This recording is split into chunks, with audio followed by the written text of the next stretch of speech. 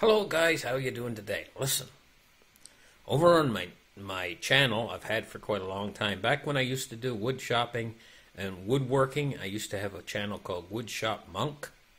I'm going to put the link in the description.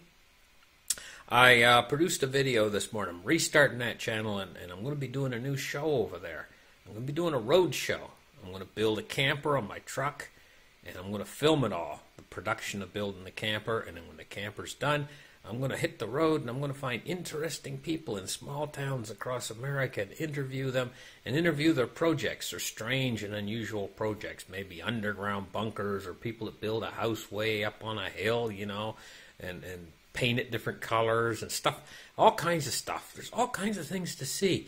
There's places in America where there's hills that are magnetic, and there's all kinds of stuff. I'm going to be doing a road show, you know, over at the Woodshop Monk channel, but I'm going to rename the channel. And the thing is that I produced a video for that channel over there this morning called How I Got My First Job, and I'm going to be uploading it over there. But I'm going to play it on here too for you guys. Now, when I uploaded it over there, I uploaded it in low quality. I'm going to put it on this channel here in high quality, the same show, you know, in HQ.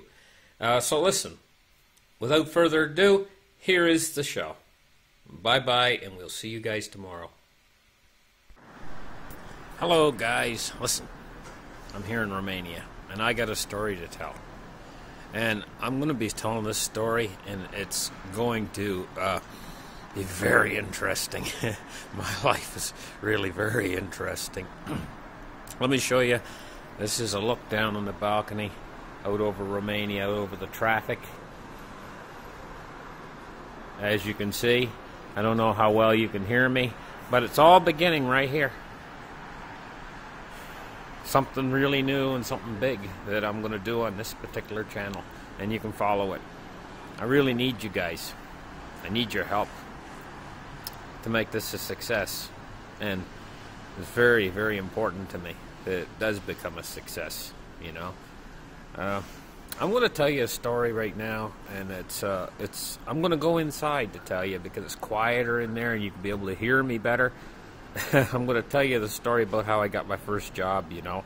And this is going to slowly lead you into the story that's unfolding, the reason why I'm in Romania, and the history behind what's actually happening here, you know, and what's actually going to happen with me in my life, you know, and what I'm going to try to do. And this story is going to be unfolding in Canada, and it's going to be unfolding in the United States of America. I'm going to be heading back to Canada pretty soon, and I'm going to be heading down to the United States, and I'm going to be doing things to try to make it interesting for this channel. I'm going to be doing a show on this channel, and right now what I'm trying to do is I'm trying to build up a viewer base again on this channel. I'm going to really be working hard on this channel. Got a lot of things I want to do. I'm tell you the truth, I'm kind of excited about what I'm doing here. And let me go inside and let's talk about how I got my first job, and I'll tell you the story. Come on inside the room here where it's quiet. You see, as soon as I shut the door here, hear the traffic sounds gone. Okay? I'll sit down here and I'll tell you the story, how I got my first job. I'll tell you, I was only 14 years old, you know? And I was going to a school in Umatilla, Florida, a high school. Now, they used to bus me about 20 miles through the woods from where I lived on a road that was called State Route 42. And they had a big old yellow bus, and the kids were all on the bus, and they used to bus me into school every day. Well, they also bused a bunch of kids in from a place called the Florida State Youth Ranch. And it was a correctional facility for young juvenile offenders. And a lot of these boys, you know, and the young juvenile offenders were 17, 18 years old. And actually what they were men. Well, I was just a kid. I was only 14 years old, you know. And, you know, I'm going to tell you, I was what's called a Jehovah's Witness back then. I was a Jehovah's Witness kid. And I'm going to tell you, they hated, the other kids at school hated Jehovah's Witness kids. And I think I know why now. Years later, I think I know why they hated them so bad. They hated them because when their parents were at home, on Sunday and Saturday, the only days their parents really got to sleep in, about 7 or 8 o'clock in the morning, the Jehovah's Witness people would come knocking on their door, trying to preach the message of the religion that they were in. And the parents, be waking up, they didn't wanted to sleep, They'd be waking up about 7 o'clock in the morning when they wanted to sleep till 10 or 11, and they would be mad. And they'd say, that damn Jehovah's Witness people, they'd be mad. They'd be going around the house after the Jehovah's Witnesses left. They'd be mad. And the kids would hear their parents' anger. And so then the kids would go to school and they'd say, they didn't know why, but they knew the parents hated Jehovah's Witnesses because they woke them up in the morning. And then they'd take it out on any Jehovah's Witness kid that lived in the school.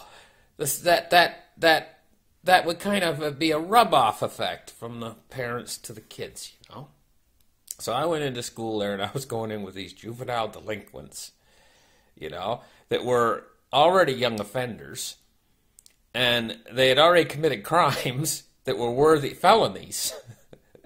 And they were a lot bigger and stronger than me, and I was only one of 2 Jehovah's Witness kids in that school.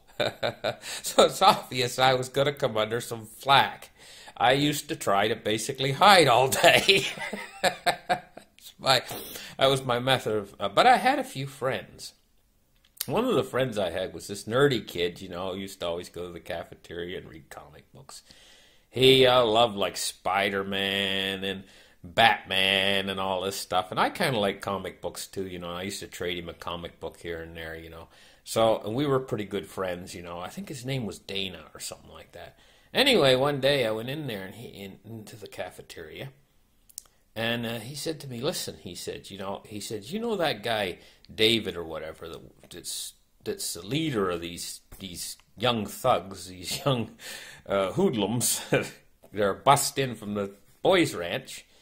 He said, tomorrow, I heard them talking, he said. About tomorrow, he said, they're going to haul you off into the orange grove. I'm not going to say, because I don't want this video to be demonetized. But anyway, he said, you're in big trouble. And this guy, David, had been making my life a living misery, He'd been hunting me, trying to find me, and then they would basically bully me. So anyway, I knew what he was saying was true. I knew I was going to be in big trouble the next day. This guy was going to hunt me down. And I mean, I was only 14 years old. How does a 14-year-old deal with this, So the next day, I had to go to school, And so I had to head down to the bus stop. And there was a fairly long dirt road to walk down, and then it went on to a paved road, and I walked down the paved road down to the corner where the bus stop was. And so I was walking down that road, and I was thinking into my head, what was going to happen. And I was like, whoa. And I noticed as I was walking on that sand, in the wintertimes in Florida, it's very, very dry. And there was a bit of dew out that morning, and the trees were all covered with a bit of dew. And it's kind of cold. It's about 50 degrees, and the sun was out, and the sky was blue and everything, But it wasn't real cold, and it was warming up fast, because in Florida, after the night, it was a cool night, but the next day it warms up to like 60 or 70 degrees in the winter, 70 maybe. So it's it's fairly warm. And I was walking down that road, and I noticed I was walking slower, slower, and slower, slower on that soft sand, that white sand, powdery sand road. And the sand was dry that time of year because it hadn't rained in a long time. My feet were kind of squishing down into the sand, a little bit of dew on the top of the sand and everything. So I was walking down that road slower and slower, and I kept going until all of a sudden I come to a complete stop. And I just stood there in the middle of that sand road. I was supposed to go down to catch the bus. So anyway, I just couldn't do it. My feet wouldn't move.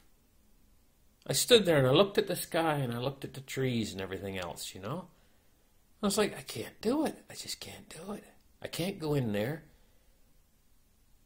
I just stood there for maybe 4 minutes. And all of a sudden, I just turned to the right. Now, back in those days, there was brush everywhere. Not many houses were in there yet. And there was like scrub brush, what they call scrub brush. It's about 15, quite high, about 15 feet high. It's really dense. And that's what the woods is down there. It's scrub brush. And so there's a whole scrub brush lot to the right of me. It's scrub brush. And there's a person had a house built to the left of me. I turned right and headed toward the scrub brush and started walking toward the scrub brush. And it's almost like my feet were moving me there, and I didn't really know what I was going to do. I was just walking. I walked into the scrub brush deep enough where nobody could see where I was. And I was in the woods there. And all of a sudden, I felt kind of like a peace settle over me. Kind of like very peaceful. And I just laid down on the sand. And the soft sand in Florida kind of squished under my back, kind of like I kind of squished down into it. It was kind of like a bed. You know? And I was still a little bit sleepy because it was early morning. I had to catch the bus. And I just kind of went to sleep there on the sand. And it's very, very peaceful. I think it was the most peaceful thing I've ever done in my life. And I went to sleep. So I must have been a couple hours went by and I woke up, you know. And it was a kind of a disoriented feeling, waking up in that scrub brush. And there was these little birds. They had flown right down in and practically landed on top of me, and there's little birds fluttering all around me, and I didn't move. They were all around me, these little birds, like they were singing songs and everything else. And it was like I went from hell into heaven in one swift move. And I felt such a relief, you know, that I didn't have to meet up with this David character who, gosh knows, you know, what would have happened. Anyway, I felt such relief over me, you know, and I just laid there and I was enjoying the moment. These little birds flying around and everything else, you know. It was very, very peaceful. So anyway, the next morning I did the same damn thing. But this time I had plans, you know, I had plans. I went in and I took a piece of canvas from my dad. You know, he had an old canvas tent. I cut a piece off the old tent. He wasn't going to use it anyway.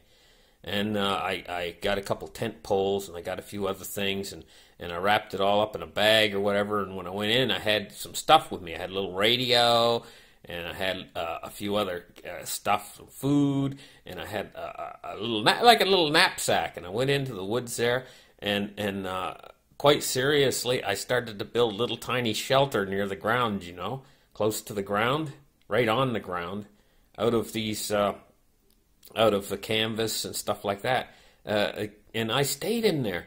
And you know what?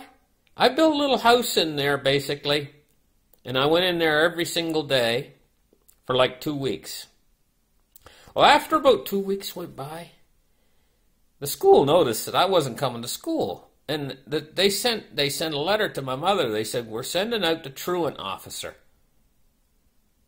You know? Now, I was getting almost 15 years old. And by Florida state law at that time, once you turned 15, you didn't have to go to school anymore.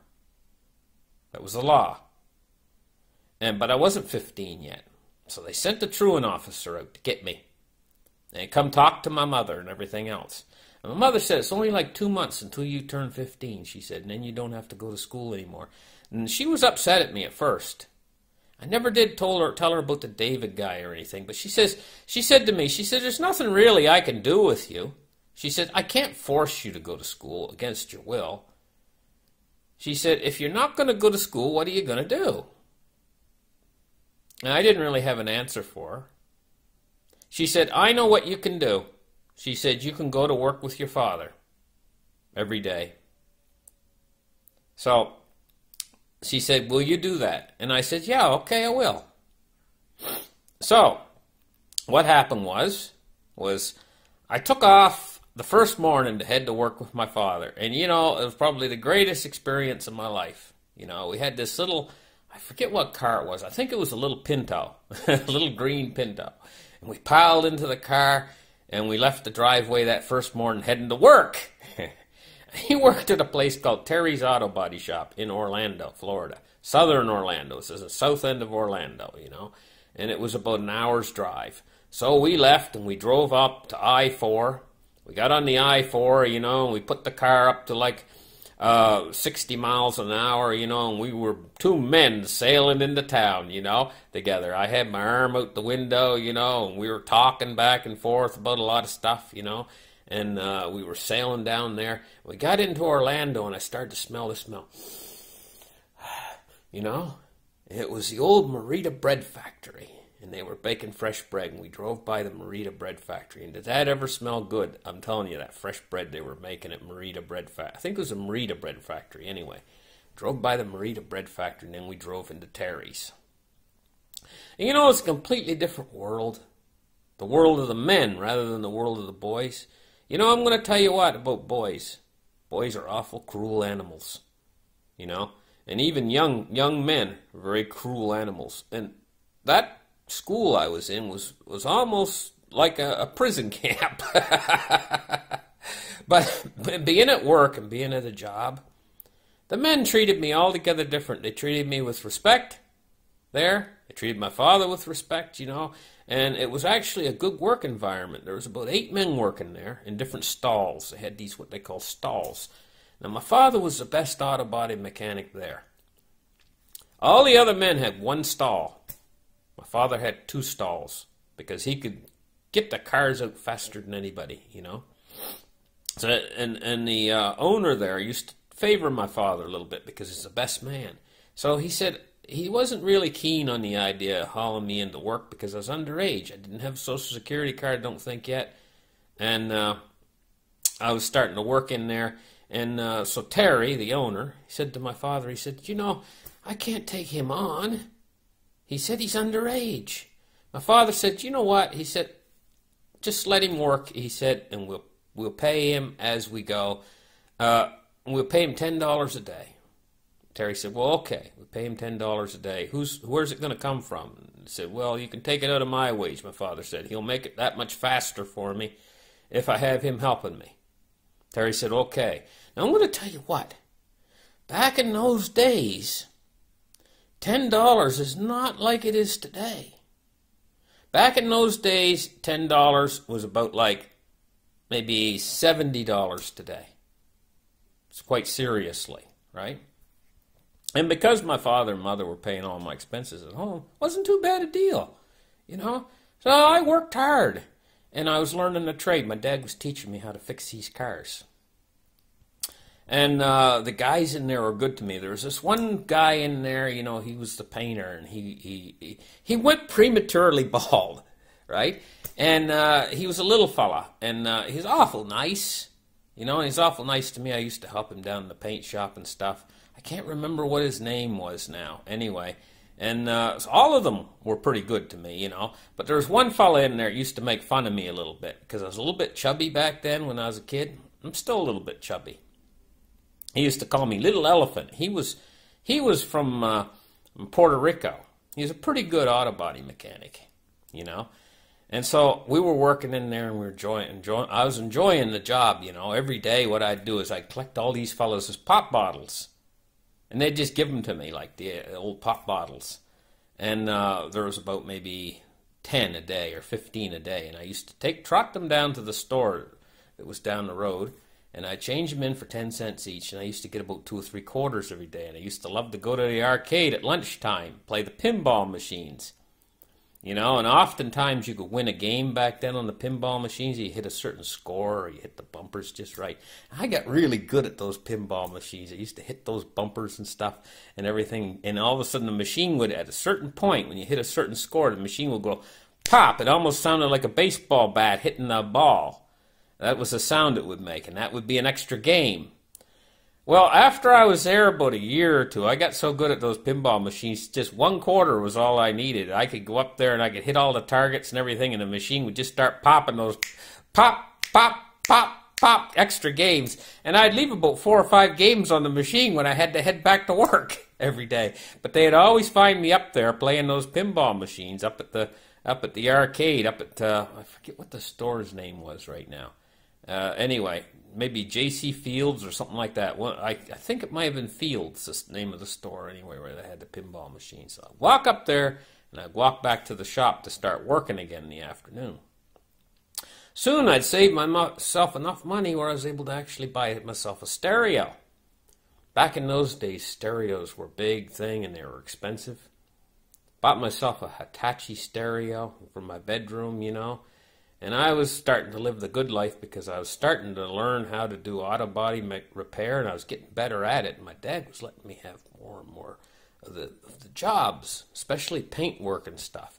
He would get it roughed out, you know. He would rough out the big dents, and he'd fill them with Bondo. That's the stuff that they used to fill auto body repair with. You know, what they do basically is they tap out the dent, and then they will shrink the metal with using heat and a special kind of hammer, and then they'll grind all the paint off, and then they'll apply this spread stuff they call Bondo. It's like a mixture of it's almost like peanut butter when they mix it up. But when they spread it on over these dents, it hardens after about a half an hour. And then it can be sanded and then resanded and apply more coats until finally it's almost like plastering, you know. Similar, but they're trying to obtain the original shape of what the car had.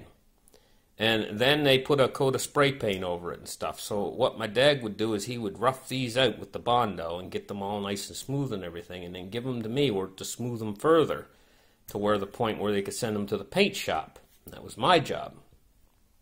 And it saved my dad a lot of time, you know. And so in the end, my dad's salary was actually going up higher than the $10 he was paying me. And I was getting really good at fixing these cars. Really good at fixing these cars. Now, at that time, you know, my grandfather, he worked over at a different dealership. He was the body shop manager of a dealership called Norman Brothers Nissan in Orlando. And I was 17 by that time, you know. But I still didn't have my papers quite yet. I didn't have my driver. I think I had my Social Security then, but I didn't have my driver's license yet. You know, I didn't know how to drive quite yet. I was just learning, getting ready to get my license to drive. I went over there to Nissan Brothers, and I hired on for my first real job as an auto body mechanic. And I was pretty darn good, you know. So there was about 6 auto body mechanics there at Nissan Brothers. And I remember back then in those days, Nissan Brothers, they were repairing these cars that had been completely demolished. So my grandfather, he took me out into the back and he said, "See that car over there?" And it was like a Nissan Sentra, one of these Nissans. And it looked like the thing had been in a crusher. He said, "Can you fix that?" He said, "I'll hire you on if you can fix that." And I said, "Yeah, I can fix that." You know? And they were doing these cars back in those days. It wasn't illegal yet. It was called clips. What they basically were, they called it a clip. Basically, they'd take one car that had been hitting the rear end, one car that had been hitting the front end. They'd saw the car in half, and they would weld it back together again across the floor and across the two posts that come down for the front windshield. They cut the posts that come down for the front windshield. And my grandfather said, "I want you to do one of these clips." It hadn't become illegal yet. Now, back in a few years later, some body shops were doing these clips, and they weren't doing them right. They weren't welding them right, and the cars were actually breaking right in half on the highway. You know, one path go one way and caused accidents. And so they said, okay, it's not legal to do clips anymore. But my grandfather said, "Can you do that car?" And my father taught me how to do a clip properly, you know. So I took that car into the shop, and I started working on it for my grandfather. It took me a little while because I'd watched my father do a few of them and stuff, and he knew how to do them. And so I did this work, and I was able to do a successful job on the car. And I did it properly. My father always did it properly too, you know, so it wouldn't come apart. What you had to do it properly had to do with the welds. You just couldn't spot weld them. You had to really weld them good and do a proper job of welding them so that they would hold together so they wouldn't break apart.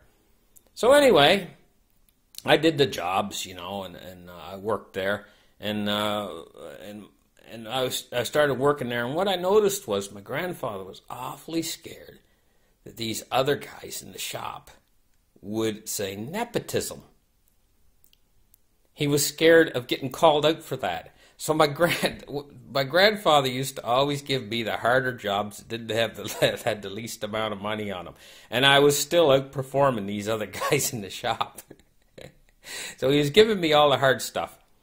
One of the things he used to give me was headliners, because headliners only gave like 2 hours to do a headliner, and you had to take the old headliner out, and there was an awful lot of, you had to take the seat belt clamps out, and you had to take the sun visors out, and the light that's on the ceiling and everything, and you had to take all the moldings off and everything, and you only had 2 hours labor on it. None of the other guys would touch those headliners. But, you know, I had specialty tools I put in there, and I used impact sockets and stuff. And I used to have a little game with myself where my grandfather used to say, okay, you got a headliner today, or 2 headliners today.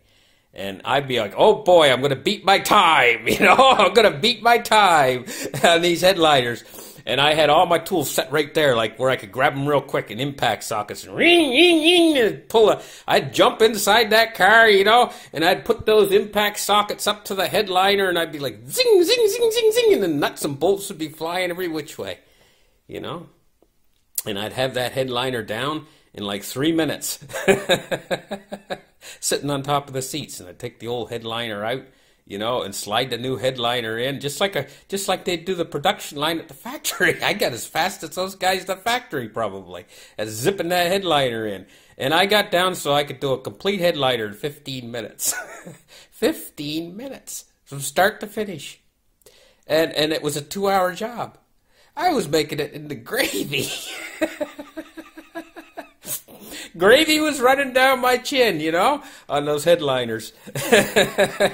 And the other guys started to get envious, you know. So one of the guys in there got envious. He said, Tommy, my grandfather's name, he said, give me one of those headliners. He said, you know, the young fellow over there, he's doing such a fast job on him. He said, maybe I can do it too. So he said, okay, I'll give you one of those headliners. And he was like 6 hours on it. Okay, listen, guys. I got more stories for you about times back then. You know, times back then were really good, you know. And compared to what they are now, things are getting worse and worse now, you know. And thank you guys for listening. We'll catch you on the next show. Bye-bye, guys.